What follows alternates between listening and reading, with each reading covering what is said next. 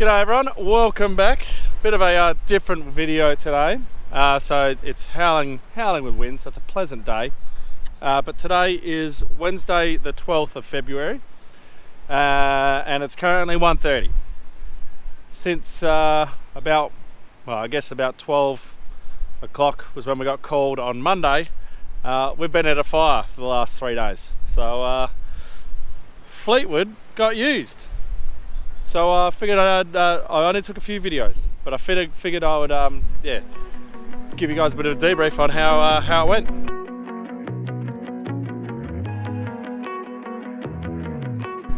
So bear with me with this wind, but the fire was around about 30 to 40 k's away from us by road. So it was down south, so Munglen Up. Look up Munglen Up on a map, you'll see it.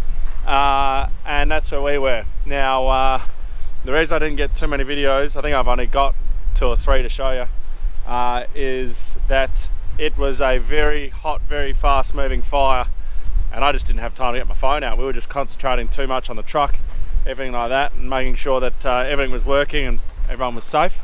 So yeah, it started by a stubble cruncher, and that was hit a rock obviously, and that started the fire. And then yeah, it got into the river, so that's why it's been such a long time. Now when we got there, we started fighting it on stubble, and yeah, we tried to use a cannon. Now the cannon, when you got 2 people, like it was just because we had flames running away from us, everything like that. We're trying to get to work, and it's not working. You got water on for too long, and we're like, stuff it. Get on the back, Henry, and Henry got on the back, and we used the cannons up there, and it worked amazingly. Like, just so very happy with how this truck worked. It was just outperformed our expectations. The cannons were amazing, both sides. The little handgun was perfect. Yeah, everything was amazing. So yeah, we did use the cannon at one point when I pushed into some trees and used it to hose out in like a little creek, and that worked quite well. That was quite nice.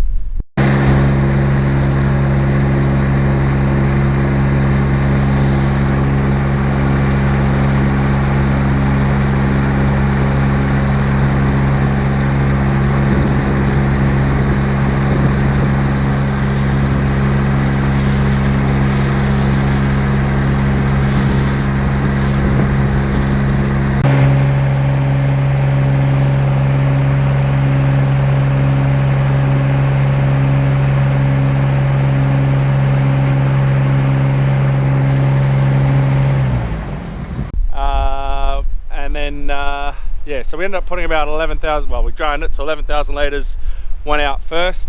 We went and filled up.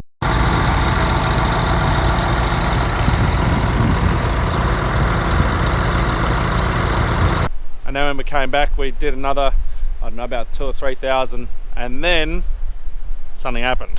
I don't know if I should admit this or not, but I owe a carton, because I didn't make sure that this bloody thing was full of fuel, did I? And the fuel gauge in there doesn't work. It always says full. So we ran out of fuel, and that meant that we were out of action. And we got some, we have fuel cans with us, but the problem is you got to prime it from back there. It's an air starter, so you've only got 2 goes to try and get it started. You can't just wind her over.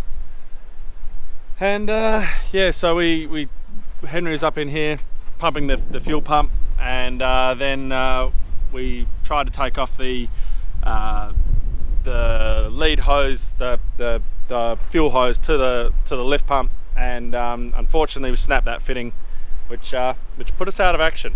So that wasn't ideal. So we were out for the day. We went to a lot of farms trying to find parts, couldn't find any. I ended up just going around in my Ford Ranger there, and being just helping as I could there. But we've just got back, so I'm going to fill this up and then we'll keep talking about it.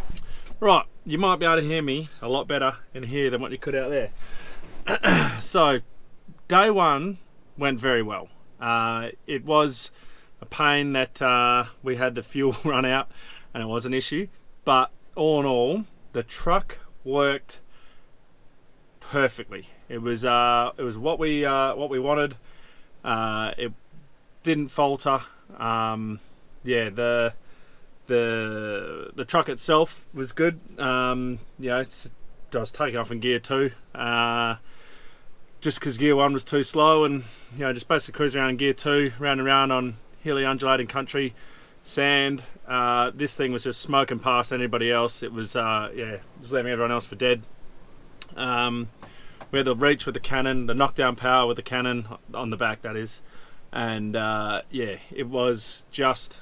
Yeah, it worked. It worked well. It was just the things we need to change are the wing mirrors. So it was something we couldn't get to, but the wing mirrors we needed to change and make them so that they were wider, and you can actually see out the back. We're going to change this, so the cannon controls.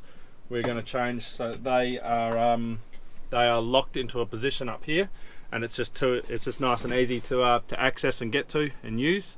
I think that was nearly about it. There might have been something else, but it was very good. I can see Henry's walking over there, so I better get over there to fill it with water. But day one was look, it was a great success until I ran out of fuel. So I was just saying how well day 1 went. Thoughts? Apart from me running it out of fuel. Yeah, well. Being on the back, it was pretty good. We were squirting water for a long time and put out a lot of fire with it before we had to go fill up. Yeah, that was one thing. Other trucks were all going away because they've all got 4,000, 2,000, 3,000 litres. They were pissing off, and the good thing about 11,000 is we stayed. Yeah. Which was good. Got a bit hot at one point. Nah,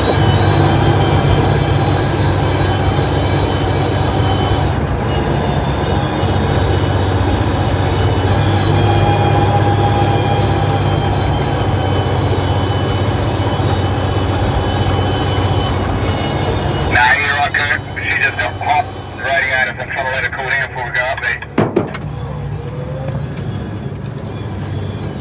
Got me.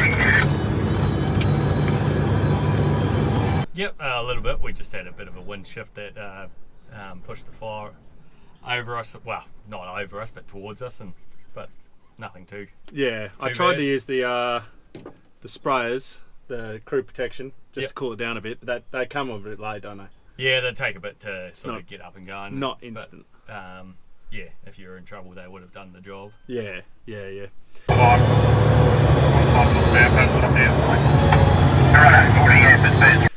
So then day 2 was I went down and I was in an LT, so a red LT with flashing lights, and Henry went to town to go get parts for the truck. So I was going around. I was a sector commander, and we were burning a section and back burning, doing things like that. Well, that's what we just lit. Now to go light some more.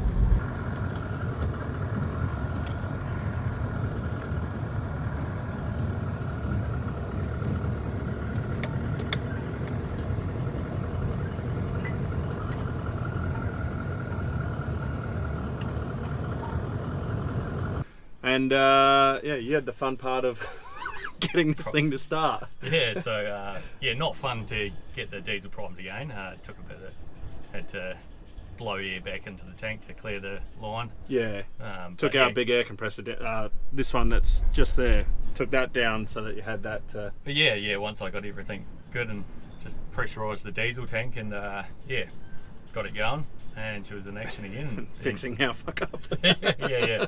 That wasn't the greatest, but it wasn't too hard to fix. Yeah, and then did you have to take the fuel filters off?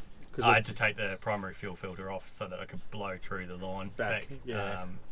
And essentially see if it was actually coming through the line, because tried just taking the filter off and pressurising the tank, and nothing was coming out. So all that effort on Monday of you pumping there for about half an hour was doing nothing.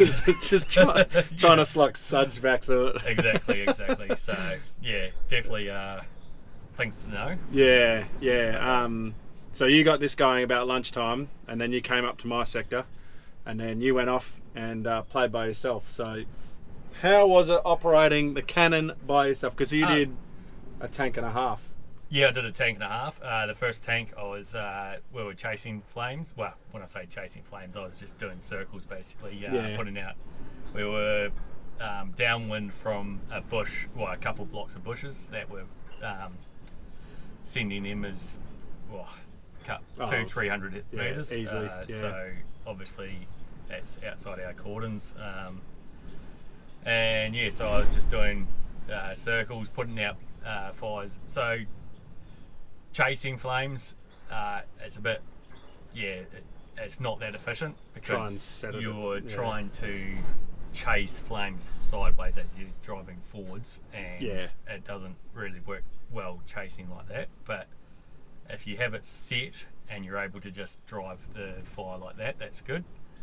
Where it does shine is getting into the bush and just squirting out into the bush. So when I first got to where it broke out, first thing we did was put out a line of gums, and that was ideal. I could just sit in the safety of the cab and squirt out into the trees and put lots of water on it at the same at a very fast rate. So, which is knock it down very well. And that's why we're going to mount it up here. So that it's stationary. Because that was one thing we found is it's up, down, left, right, but you can only go left or right or up and down.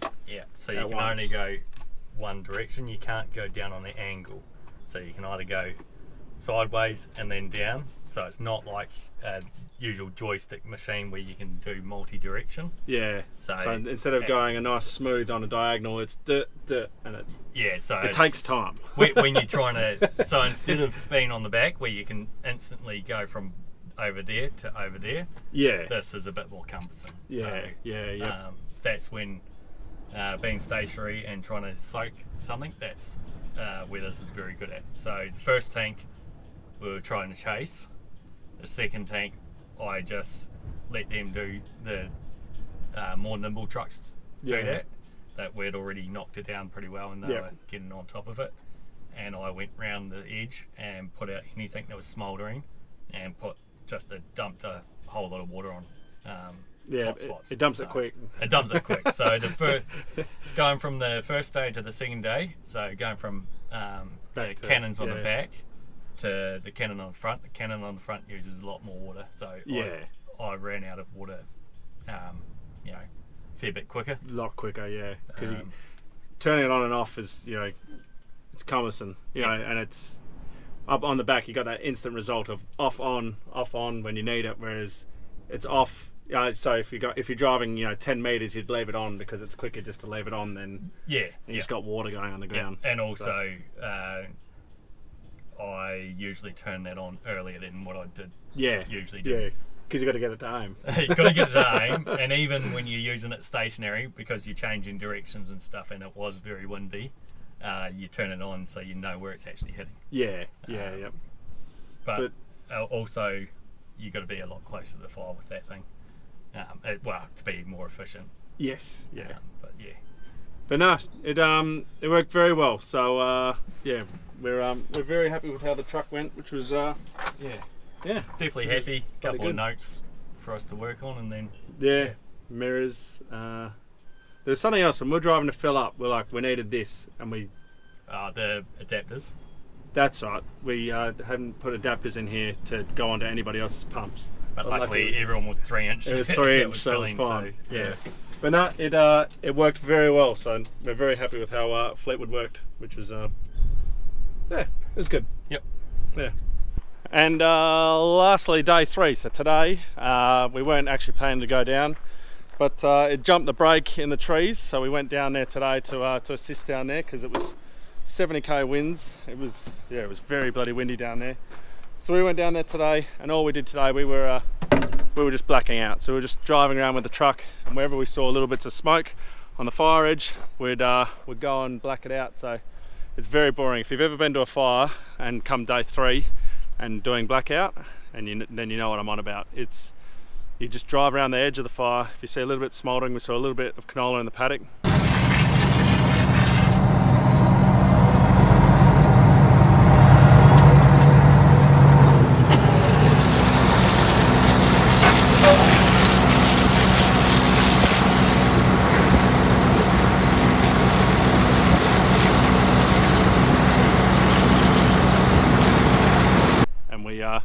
Put some water on that, and then we saw some trees burning, so we put water on that, stuff out in the bush, put water on that.